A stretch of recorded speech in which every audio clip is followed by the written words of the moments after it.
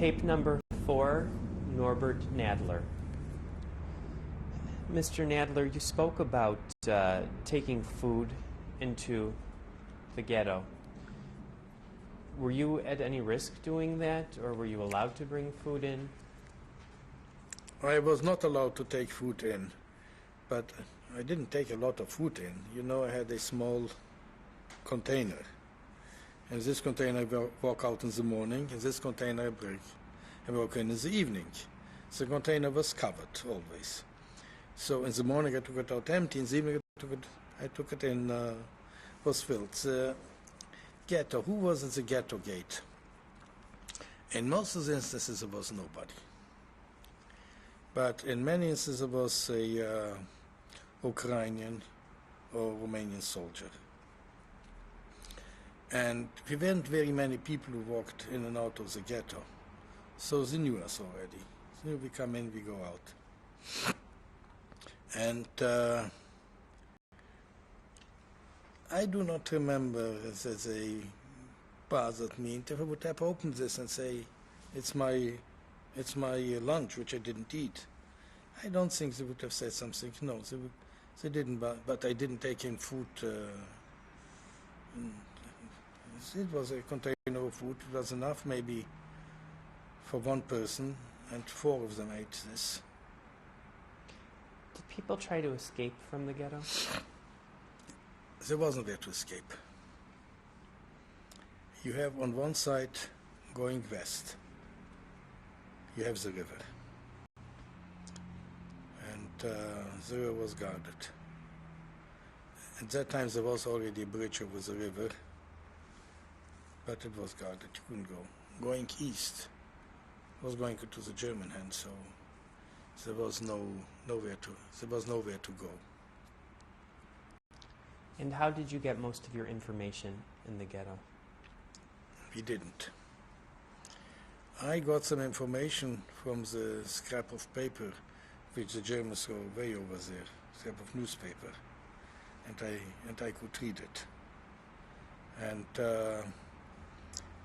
but people got information. The people who worked for the Romanian authorities got receipt of newspapers from them over there. Radio, there was no radio. You were telling us also, to backtrack, about the orphanage. What was your association with the orphanage? I have no association with the orphanage. I don't think anybody has an association with the orphanage except for these who worked over there. This was the most horrible picture you have ever seen. These little kids walking around in rags, their legs like fingers, their face swollen, nothing. And still, they tried to put on a cultural life in the orphanage. There was a school over there. I don't know. I don't know what they learned, if they learned anything at all.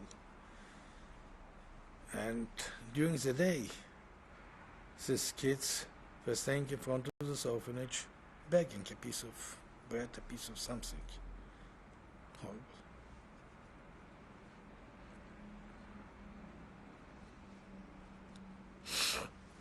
You were telling us about when the SS came and things changed. No, this was isolated SS. The sick people, the injured over there. We didn't have anything to do with them. When they saw us because we still wear the yellow star, when they saw us from afar, they were yelling, I don't know what they were, showing one another, look, there's a Jew going around still. But in reality, we didn't have anything with them to do. And this little corporal over there, he warned me, stay out of their way. And we did. So we couldn't stay out of the way of this Ukrainian helpers, which was called HIVI, I don't know what it stayed, HIWI. Hilfswerker or something like this. And they were becoming desperate. They know they cannot back to Russia, and they know the Germans are not going to take them with them because they didn't need them. And they were kind of got a beating from them. But it was nothing serious in reality. But then when Italy capitulated, I remember the same day. There was over there an Oberstabsarzt, he must have been colonel. He was an eye doctor, and he went by, and he saw me standing there, and you know, we lost the war. This was all, and went away. A few days later, he's calling me into his office. He's telling me Germany is bombarded, his family is over there, there is food shortages, he has enough food to send over there, but he wants to send it in such a way that it should be good packed, and so he needs somebody to put high-calorie food in cans. So you need a Jewish specialist to be able to seal cans. And he sent me out to the ghetto to look for somebody. And really I found them, two of them. And I couldn't bring them in, I tell them who they are. And then next day he sent me with one of the soldiers in the ghetto with one of those jeeps that they had. And these two guys came in. I've never seen them anymore. I had only that they did work not only for him, but for the officer car over there. And they took all kind of high-calorie fat, especially, put it in can, and sent them over to their family. Then later on, they had a liaison office between this hospital and the Romanian authorities, so that Romanian casualties could come in this hospital as well. Here I start to have a little bit more input because they need somebody who speaks Romanian and German. And in small things, they had over there people enough, but in small things I helped them occasionally. And I don't know how, one day I was called by a captain, a Romanian captain, and he told me, I know you do some services for the German officers. I want some services from you too. I didn't know what to say. I said, I didn't do any services, I'm just a painter here. Okay. In this Transnistria, this Mogilev, there was occupation money. This occupation money, everybody had suitcases of occupation money. But you can't do anything anywhere else with this occupation money, so only good here. And they want to get rid of this occupation money and buy foreign currencies. It's coming to me, a young boy over there, didn't know anybody there, to go into the ghetto and buy him foreign currencies for... and if I can't get foreign currencies, to get him some jewelry for this occupation money. Naturally, I wasn't too successful. I think I got him some ring or two or something like this. But they were always hoping that they're going to get something. I was afraid to give him a name. I knew people who dealt with this as a ghetto. I was afraid to give him a name because I didn't know what may happen. And at that time, the Romanian attitude changed a little bit, and in Bucharest they were starting to talk about getting the Jews back home, to repatriate the deportees. And really the first one who went home back was this Dr. Filderman. He went back to Bucharest, And after he went back, food started coming in for the orphanage. And later, a few months later, the kids from the orphanage were leaving for Romania, and from Romania to Palestine. This was the first group of people who have been sent back. This was already in 43. As the front came closer, they were talking more and more of sending back people. And really some Jews from Dorohoi, from this part which went in reality home.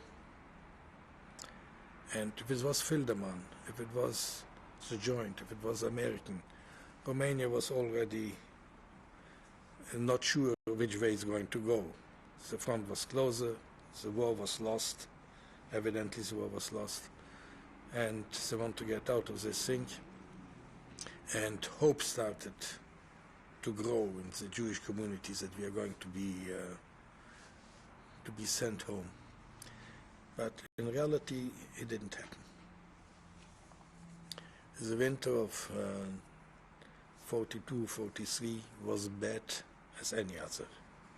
People were dying on the street like, I would say from the population in Mogilev, I cannot tell you how many we were, I don't think anybody knows. Probably 85 to 90% perished.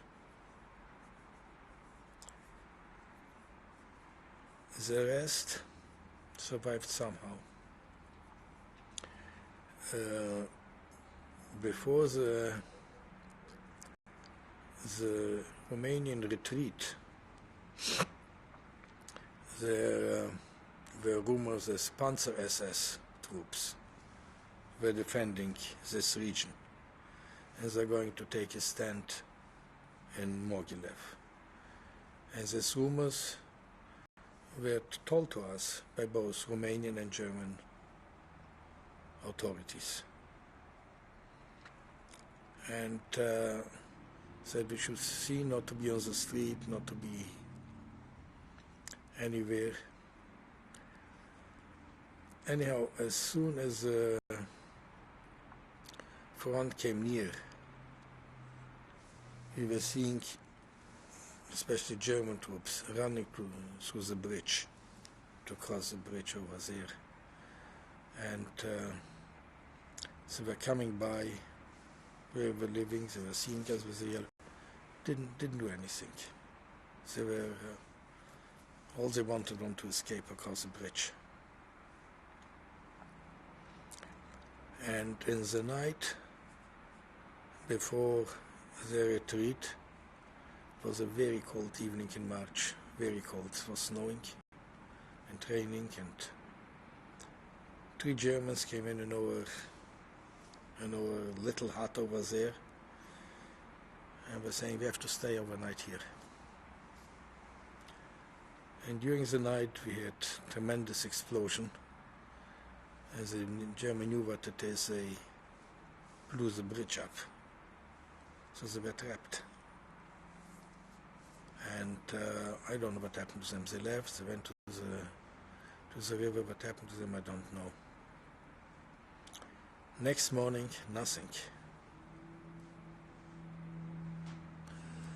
Next morning, nothing. And then, in the afternoon, the first partisan came in. And this was practically the end of one chapter and the start of a different one. But the worst at that time, at least for us, was over. And our family has survived, the entire family. My grandmother, my uncle, my 2 sisters, my parents and myself. This was, I would say, a miracle. I don't know of any other family where all the members have survived. we have survived because I was able to bring some food home. I got some kind of work, which many wanted and couldn't get. My brother-in-law worked in this factory and brought some food home. Everybody was hungry, but as hungry as my late grandmother and my late mother was nobody. My mother was swollen like a barrel for lack of protein. My grandmother, the same way. It took weeks before we could get back to a little bit better food and before we saw the first egg in our kitchen. But kitchen it was already. And slowly we recovered from this ordeal. Who were the partisans? Who were the partisans? I don't know who they were. I know the partisans came in, and 2 or 3 days later I was drafted into the Russian army. So I couldn't enjoy it very much, this freedom. And I was drafted because they needed a few men. The rate of desertion in the Russian army was very high. And everybody has to have a number of people. So they picked you up from the street and drafted you. What year was this? March 1943. Yeah. And the regular Russian army come in only 2 or 3 days later. When they came in, I think I was already drafted when they came in. No uniform, nothing. But I got my 3 meals a day,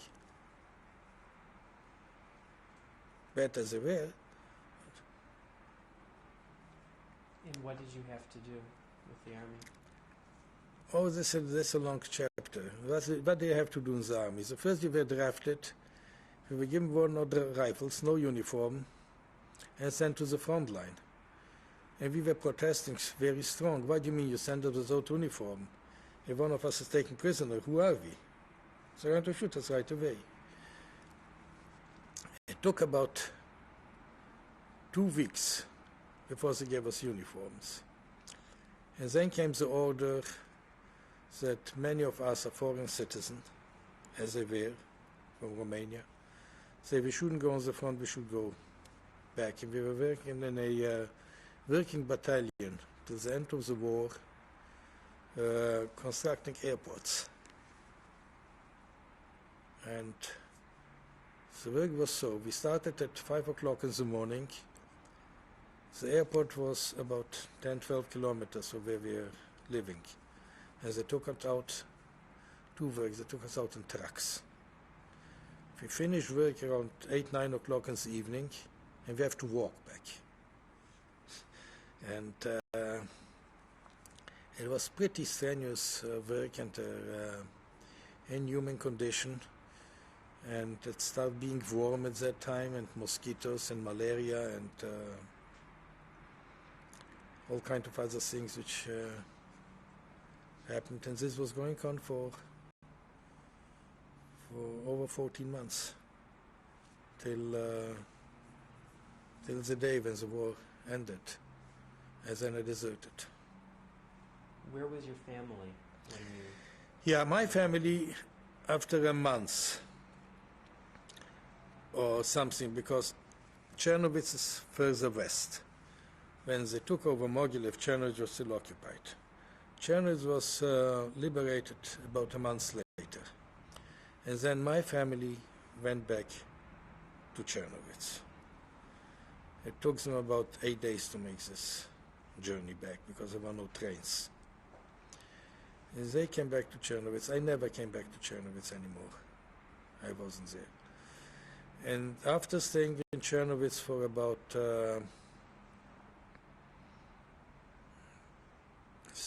a year, I would say, is the most. They went to Kampolong, they went to Romania. They want to get out of the Soviet Union in the hope to move further. Tell me about the battalion you were with in the army. It's a funny story. It was a battalion. We were American airports, and we were all kinds, and then all kinds of people, mostly from Mogilev. And then they put us in a train and get us back further into Russia. And staying in Smolensk on the railroad station, the train was bombarded by German airplane, and I would say we had about 150 casualties on this train alone. And then they divided us, and I ended up with a small group of other 8 or 9 people. We were sent to a small place near the Lithuanian border called Luna. No, first I was sent to Bydgoszcz. Bydgoszcz was a town in Poland on the Bug, which before the war was had a significant Jewish population. There was not a single Jew in the town. But walking around, I was seeing on the door signed where mezuzahs were. And I would start asking questions to people over there. And this was very annoying for the people over there, so they made a request that I should be sent out of Bydgoszcz. And I didn't want to stay over there anyway. So they sent me to Luna. And from Bydgoszcz to Luna, they sent me with a group of, it was left in this battalion, from the original group we left two of us, one. Mr. Laufer and myself. And they were giving us to take about 25 people over there on a truck. It was about 200 kilometers. They gave us 3 trucks, they gave us enough gasoline for the trucks. We were supposed to be next day there. These people were all inmates from a prison in Rostov. They were thieves, they were murderers, and I was named their commanding officer. So we went out about 40 kilometers, and here's coming the driver to me. I'm out of gasoline. I said, what do you mean? Go get gasoline. No, I'm out of gasoline. All the gasoline is gone. In these 40 kilometers, I've exchanged the entire gasoline for vodka. And the majority of them was drunk. Now I have to go further, have to wait till they get sober, then get gasoline from somewhere. So they went to the villages, stole what they can, and exchanged it for gasoline. Took me a day to go with this. I couldn't control them, couldn't do anything. I think I was in as much danger with them as I was. They were criminals. And at this time I've seen what was life in Russia. Everything was exchanged for vodka. The boots, the ammunition, the gasoline, whatever could be exchanged for vodka was exchanged for vodka. And when there was nothing to exchange, they steal, they rob, they buy vodka once more. What information were you getting from now being free about what was going on in the rest of Europe, or what happened in Russia? Oh no, we knew everything. We knew about Auschwitz. By the way, we knew about Auschwitz before. I remember we were still in Mogilev. And one day, they're coming in 2 strangers and was telling us, this is just a reprieve you had. They're going to kill you all. We know what's going on in Auschwitz. They just kill people, they burn them, we didn't want to believe them. We didn't want to believe them. Nobody, and even they were warned, if they're going to spread this type of rumors, they're going to be arrested, because every place had its own police in the Mogilev, and we had our own jail. Yeah. And this was then told. No, we knew something, we didn't believe it. We knew only if you go across the book, you don't come back. Do you know who these strangers were? No. I didn't talk to them. But rumors spread very fast in such a situation. Since we're back in Mogilev, you were describing the exchange of money. Can you describe a little bit more of the black market that occurred in? I know there was black market. I was not involved in this black market. I know only this occupation market. There was nothing. You couldn't buy anything, only between the Dniester and the Bug. That's all. Nobody would exchange him. And the people who were working, the German authorities and the Romanian authorities, Ukraine, said plenty of money. And they want to exchange it, because they knew it's going to be worthless. Who were the main people who watched over Mogilev? Officially, there was the Romanians.